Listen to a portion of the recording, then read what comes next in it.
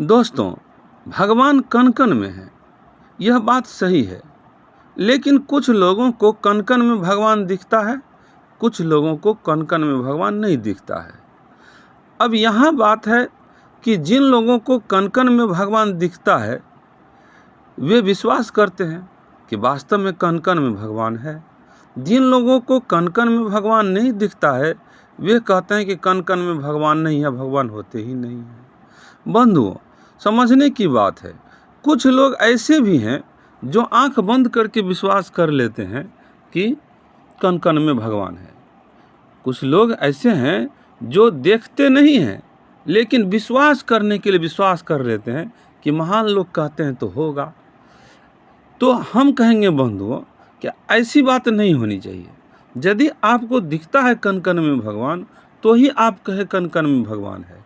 कुछ लोगों को दिखता है, यह बात भी सही है, कण-कण में भगवान है, लेकिन कुछ लोगों को नहीं दिखता है, तो वे कहते हैं कि भगवान कण-कण में नहीं है। दोनों सही है, परंतु आंख बंद करके विश्वास करना यह बात सही नहीं है। हर बात को समझ के, बूझ के तब उस पर विश्वास करना चाहिए। बंधुओं, हम जैसे एग्जाम्पल लेते हैं कि होम्योपैथ की जो दवा है, होम्योपैथ की दवा के बारे में आप जानते होंगे कि वह सत्य चीज़ है। जैसे अंग्रेजी दवा है या आयुर्वेदिक दवा है, मोटे तौर पर बनाई गई दवा है, लेकिन होम्योपैथ की जो दवा है, वह दवा सत्य के रूप में बनाई जाती है। अब सत्य को आप जानते होंगे बंधुओं कि सत्य क्या चीज़ है, जो होम्योपैथ दवा सत्य के रूप में है। बंधुओं, जब किसी वस्तु को उसको मंथन करके जब उसका सूक्ष्म अंश प्राप्त कर लिया जाता है, तब वह सत्य होता है उस वस्तु का। तो किसी वस्तु को मंथन करके जब उसका सूक्ष्म अंश प्राप्त किया जाता है, वह सत्य होता है। वह बहुत ही ज़्यादा कारगर होता है, शक्तिशाली होता है। इसलिए होम्योपैथ की जो दवा है, वह सूक्ष्म अंश में है। इसलिए होम्योपैथ की दवा बहुत ही कारगर होती है, कम अंश में देने पर भी कारगर होती है और सटीक इलाज करती है। बंधुओं, हम कहेंगे कि इसी तरह से समझना चाहिए भक्तों को कि किसी वस्तु के निचोड़ अंश को यदि आप देखें, किसी वस्तु में उसके सत्य को यदि देखें, तो बंधुओं आपको भगवान नजर आएगा। एक कुम्हार से ले लीजिए।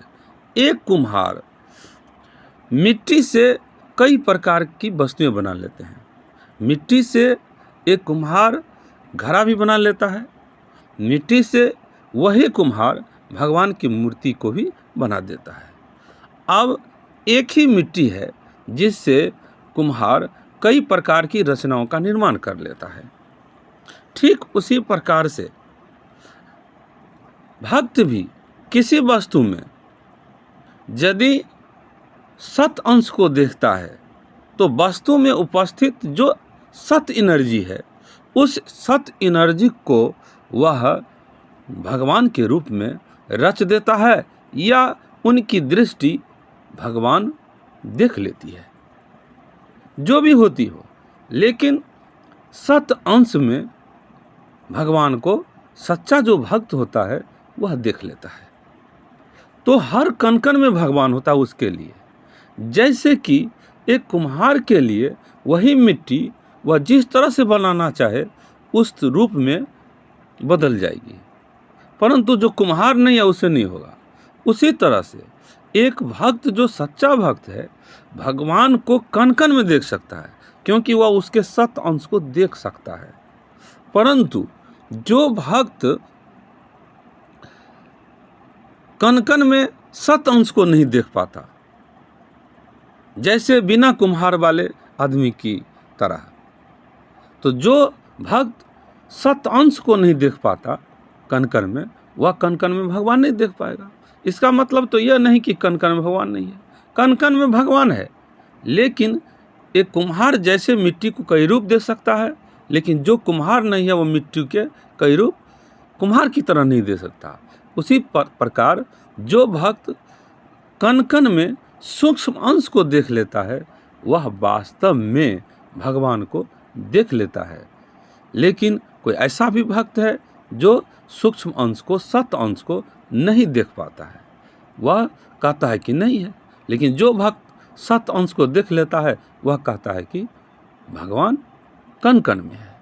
बस यही अंतर है और इसमें पूरा पूरी विज्ञान एक कारण बना हुआ है।